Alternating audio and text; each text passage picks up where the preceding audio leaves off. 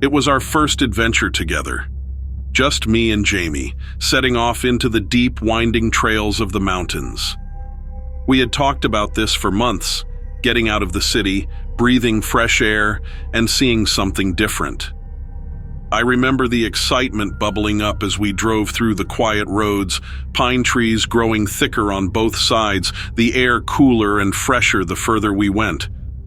The plan was simple: hike, enjoy nature, and maybe catch a glimpse of wildlife. Nothing extraordinary, nothing too ambitious. Jamie had packed a camera, and I had thrown in some snacks, water, and a map just to feel responsible. The day had been perfect. The sky was an endless blue, the sun warm but not too hot, and the woods alive with the songs of birds and the rustling of leaves. As we walked deeper into the forest, the path became narrower, the trees towering over us. There was something calming about being away from everything. No phone signal, no traffic, just the two of us in the great outdoors. Every now and then, Jamie would stop to take a picture of a flower or a bird, and I would pause beside him, feeling content in the quiet moments we shared. But then, it happened. We were at a clearing, taking a break by a small stream. I remember sitting on a log, watching the water as it glistened under the afternoon sun. It was peaceful, and I felt at ease. Jamie was fiddling with his camera, trying to get a shot of the light coming through the trees. Out of nowhere, I heard a sound. I thought it was a deer at first, maybe a bear, but what I saw next froze me in place. A tall, hulking figure emerged from the trees, moving slowly, almost casually. It was covered in dark fur, its arms long and powerful, its gait heavy and deliberate. Stared, unable to process what I was seeing. It looked like something out of a storybook. A Sasquatch. I couldn't believe it. I mean, could it really be? My mind raced, but my eyes were locked on the figure as it moved through the clearing, just on the other side of the stream. It wasn't in a rush, almost like it didn't even notice us. Or maybe it didn't care. Jamie was still fiddling with his camera, completely unaware. It felt like an eternity, but it must have been only a few seconds before I found my voice. I whispered his name urgently, my eyes wide with disbelief. When he looked up, his face went pale. He saw it too. I could feel his breath catch, his fingers trembling slightly on the camera, but instead of snapping a photo, he just stood there, stunned like I was. And just like that, the figure disappeared into the trees, vanishing as quickly as it had come. Jamie stood there, still holding the camera, his face a mix of awe and confusion. I stared at him, waiting for the click of the shutter, but it never came. The Sasquatch, if that's what it really was gone, and we had no proof. The reality hit me hard. We had just seen something unbelievable, something people had been trying to prove for years, but now we had nothing to show for it. No photo, no video, just a memory. My heart sank, and I could feel the frustration rising. Why didn't Jamie take a picture? He had the camera in his hands, ready, and he missed it. I wanted to say something, to ask him why, but I didn't. The moment was too strange, too unreal. Maybe we hadn't seen what we thought we had. Maybe it was just our imaginations playing tricks on us, the shadows and the light making a bear or a large man look like something else. The silence between us was thick as we started walking back to the car. I tried to replay the moment in my head, questioning every detail. Was it really a Sasquatch? Or had we both just seen what we wanted to see? Jamie didn't say much either. I could tell he was deep in thought, probably wondering the same thing I was. The camera hung loosely at his side, and I couldn't help but glance at it every now and then, thinking about the missed opportunity. If only he had been faster. If only we had proof. By the time we reached the car, the sun was starting to set. We got in, buckled up, and started the drive home. The silence between us felt heavier than before. I wanted to talk about it, to figure out what we had seen, but the words just didn't come. It was like we were both lost in our own thoughts, still trying to make sense of what had happened. The trees flew by as we drove, the road winding back through the forest, but my mind was stuck on that moment by the stream. I kept replaying it over and over. I knew what I had seen, but I wasn't sure if I believed it.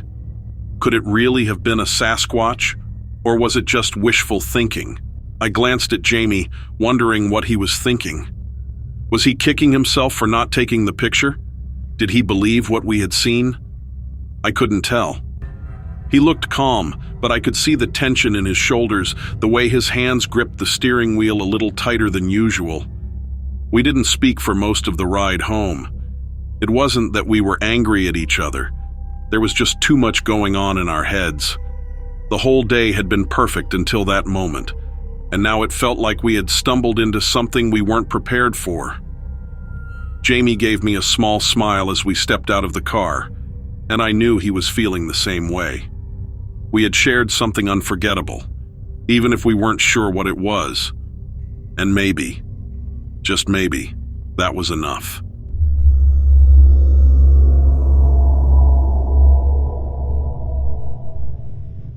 My name is Jennifer, and I'm a college student majoring in biology at Rutgers University in New Jersey. From as far back as I can remember, I've always had a fascination with wildlife. Birds, bugs, mammals, anything that crawled, flew, or roamed. As a kid, I practically lived in the woods, spending entire afternoons wandering through the trees, climbing rocks, and discovering tiny ecosystems hidden under fallen leaves or within hollow logs. It was like my own private world, filled with the wonders of nature. Of course, I often brought my discoveries home, usually in the form of insects or frogs. My parents got used to the surprise of finding critters in my pockets when they did the laundry. If that makes me sound like a geek, well, I'll just own it. Yeah, I'm a geek. One weekend in late October, I found myself deep in the heart of New Jersey's Pine Barrens, a vast and sprawling forest that covers over 1 million acres. As part of a field project for one of my classes, I had decided to camp out for a few nights and collect data on nocturnal wildlife. The Pine Barrens are well known for their biodiversity, especially at night. But beyond the biology, there's a deeper, older sense of mystery that clings to these woods. A feeling that you're not just wandering through trees, but stepping into a place where the lines between reality and legend blur. I had pitched my tent near a dense thicket, several miles off any marked trail. The air had a chill to it, the kind that reminds you winter isn't far off. The trees, mostly pine and oak, stood tall and still around me, their silhouettes barely visible against the darkening sky. I had a small fire going, just enough to keep the cold at bay as I prepped my gear for the night's work. My goal was simple: record owl calls, and maybe, if I was lucky, catch sight of a fox or two. By the time midnight rolled around, the forest had fallen into an eerie silence, broken only by the occasional hoot of an owl far off in the distance. I was sitting by my tent, scribbling down notes when I heard it. A sound unlike anything I'd ever encountered before. It wasn't the cry of an animal, nor did it sound human. It was this strange, shrieking cry, distant but sharp enough to pierce through the stillness. The noise had a rhythm to it, almost like it was being made intentionally, which made it all the more unsettling. My first instinct was, of course, to investigate. I grabbed my flashlight and headed in the direction of the sound. The deeper I ventured into the woods, the more distinct the noise became. It wasn't just a shriek anymore.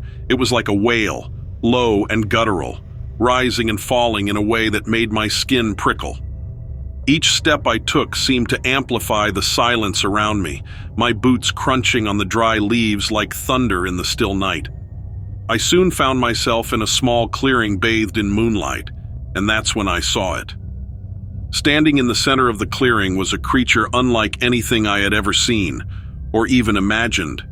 its body thin and gaunt, with skin that looked leathery and almost translucent in the pale light.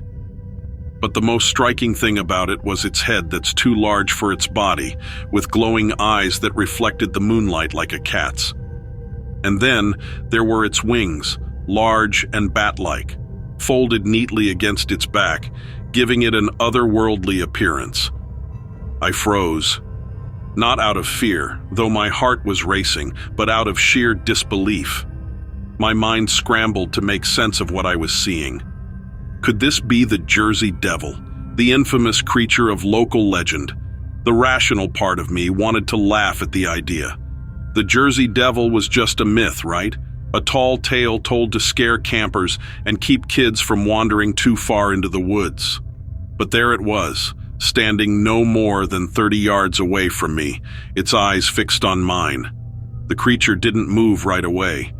It just stood there, watching me with an expression that, strangely, didn't seem threatening. In fact, there was a certain curiosity in its gaze, as if it were trying to figure me out, just as I was trying to make sense of it. It tilted its head slightly, almost in a human-like gesture, before it began to move. Its steps were slow and deliberate, and it would occasionally glance back at me, as though inviting me to follow. I hesitated for a moment, but then my curiosity got the better of me. I followed at a distance, careful not to make too much noise. The creature moved gracefully through the forest, despite its strange, emaciated form. There was a fluidity to its movements that felt almost unnatural for something that appeared so fragile. Every so often, it would stop, turning its head to ensure I was still behind it, then continue on its way.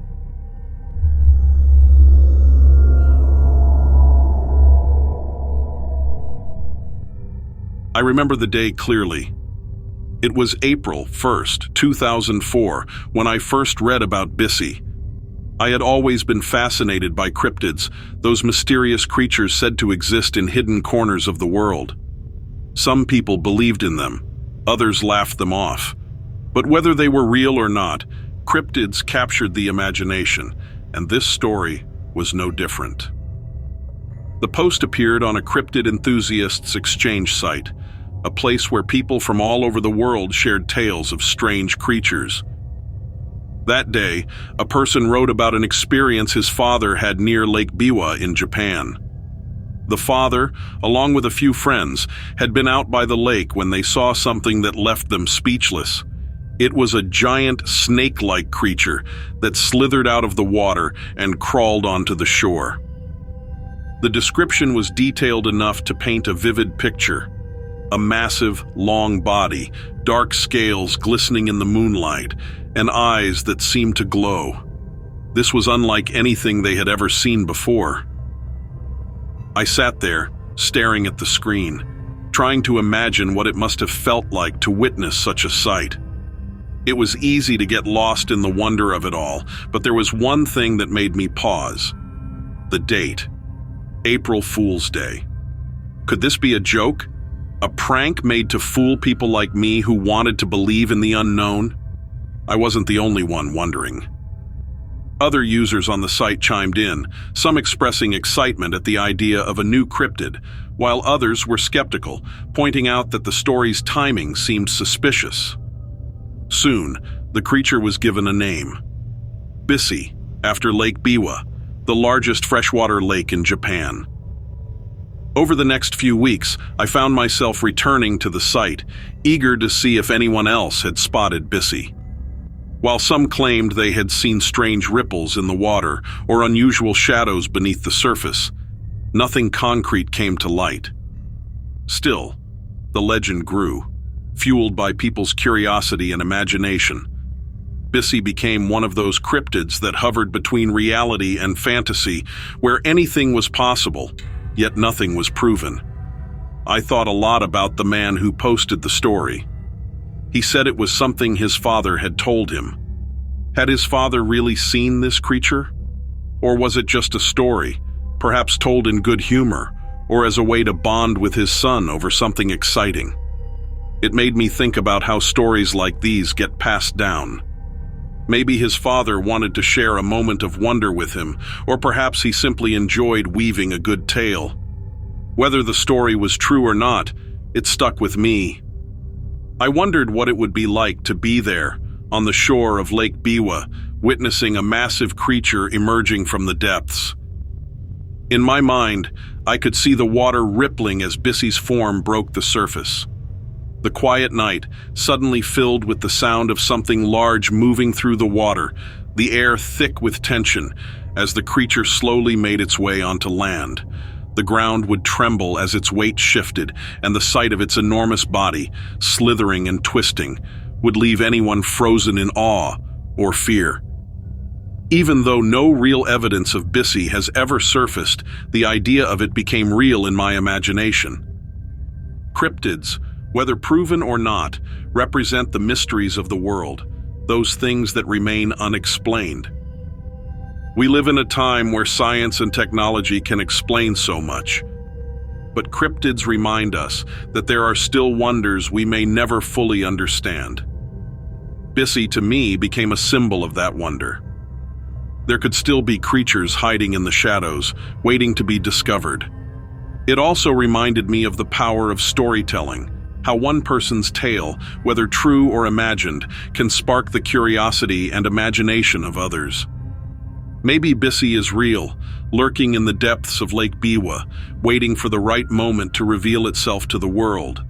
Or maybe it's just a figment of someone's imagination, brought to life for a day of fun. Either way, the story of Bissy continues to live on, passed from one person to another, whispered about on forums, and discussed by those of us who love the unknown. In the end, it doesn't really matter whether Bissy is real or not.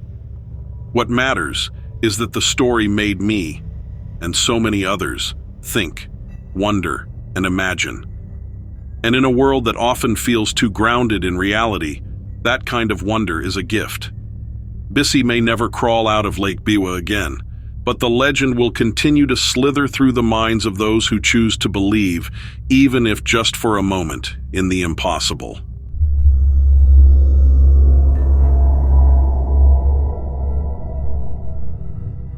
I was never much of a believer in legends or cryptids. To me, they were just stories people made up to explain things they didn't understand. So when I booked a trip to Sri Lanka, the last thing on my mind was running into something mysterious. I was more interested in seeing the lush landscapes, visiting ancient temples, and getting a taste of the country's wildlife. Little did I know, I was about to have an encounter with something that would change my outlook on cryptid stories forever. My journey began like any other vacation. I arrived in Sri Lanka with a group of other American tourists. We were all eager to explore the beautiful island, and our guide, a knowledgeable local, had promised us a week full of adventures. On the second day of the trip, we traveled deep into the countryside, far away from the busy cities. The forests were dense, and the sounds of nature surrounded us as we made our way through small villages and open fields. In the afternoon, while walking along a forest path, I saw a bird perched on a low branch not far from where I was standing. It wasn't particularly large, but something about it caught my attention. Its feathers were dark and glossy, almost black, but with an odd shimmer that made them seem to change color depending on the light. Its eyes were wide and piercing, almost unnerving to look at, and there was a strange intensity in its gaze. The bird didn't seem afraid of me, and for a few moments, we just stood there, staring at each other. I shrugged it off. I had seen all sorts of birds before, and I assumed this was just another native species. After snapping a quick picture on my phone, I continued down the path, not thinking much of it. That evening, our group gathered for dinner at a small hotel in a nearby village. It was a cozy setting, with lanterns lighting up the courtyard and the sound of crickets filling the air. As we all sat down to eat, our guide asked about our day, and the conversation naturally turned to what we had seen. I casually mentioned the bird I had spotted earlier, describing its strange appearance. The moment I said it, the guide's face changed. He didn't look alarmed exactly, but there was a clear shift in his expression. He asked me to describe it again, and as I did, he seemed to grow more serious. He explained that what I had seen sounded like the ulama, a bird that was part of local folklore. I had never heard of it, but the guide went on to say that the ulama was also known as the devil bird. According to the locals, hearing its cry was a bad omen, often a sign of impending death or disaster. The others at the table seemed intrigued, but I still didn't think much of it. I had simply seen a bird, nothing more. Yet the guide's words hung in the air, and I could tell that this wasn't just another story to him. He believed it. A few of the other tourists exchanged glances, and I could feel a strange tension building. As we continued eating, one of the other women in our group spoke up. She mentioned that she, too, had seen a bird earlier in the day, and the way she described it sounded eerily similar to what I had encountered. She admitted that it had given her a bad feeling, almost as if it was watching her too closely. She hadn't thought much of it at the time, but now that the guide had brought up the ulama, she felt uneasy. The atmosphere at the table shifted. Some of the others laughed nervously, trying to brush it off, but there was a definite change in the mood. I could tell that a few people were uncomfortable, including myself. Suddenly, what I had seen earlier no longer seemed like just a simple bird. I couldn't help but think about the way it had looked at me, its eyes so sharp and intense, almost like it was sizing me up. The guide continued to share more about the ulama. He explained that while sightings of the bird were rare, its legend had persisted for generations. There were stories of people hearing its chilling call just before a loved one fell ill or an accident happened. Some locals believed that simply seeing the bird was enough to bring misfortune. I hadn't heard any cries from the bird earlier, but the thought of it made me feel uneasy. The next day, I asked the guide about the bird again, trying to get more information. He told me that while some people dismissed the ulama as just a myth, others took the sightings very seriously. The legend was deeply rooted in the culture, and many believed that the bird was a messenger of something far more sinister than a simple superstition. He warned me to stay alert and not to dismiss these old stories so easily.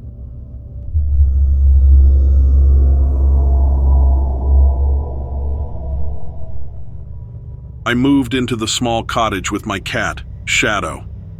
The cottage was cozy, with ivy growing over the stone walls and flowers in the garden.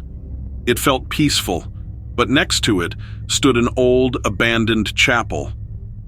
The townsfolk said it was haunted, but I didn't believe in ghosts. At night, Shadow would stare at the chapel from the window. Her eyes would glow in the moonlight, and she would sit still for hours. Sometimes I would hear soft creaks and whispers, but I always told myself it was the wind or old wood groaning. One evening, as I was reading by the fire, I noticed something strange. A cold breeze passed through the room, even though the windows were closed. Shadow jumped to the floor and hissed at the door. I stood up, my heart racing. Slowly, I walked to the door and opened it. The chapel was dark, but the moonlight made its outline clear. For a moment, I thought I saw a shadow move by the broken windows. I shook my head, trying to brush it off. But when I closed the door, the breeze returned, colder this time. It felt like something was watching me. That night, I couldn't sleep. Shadow paced by the window, her tail twitching. Suddenly, I heard the soft sound of church bells. But how could that be? The chapel had been abandoned for years, the bell tower broken. The ringing grew louder, and I felt a chill creep over me. I stayed still, clutching the blanket tight, hoping it would stop. In the morning, the bells were silent. I told myself it was just a dream. But as I walked by the chapel later that day, I saw something lying in the grass. It was a small, rusty bell, like the kind you would hear in an old chapel. It hadn't been there before. I never heard the bells again after that night, but Shadow still stares at the chapel, her eyes following something I can't see. And sometimes, in the quiet of the evening, I still feel that cold breeze, as if the chapel is waiting for me to return.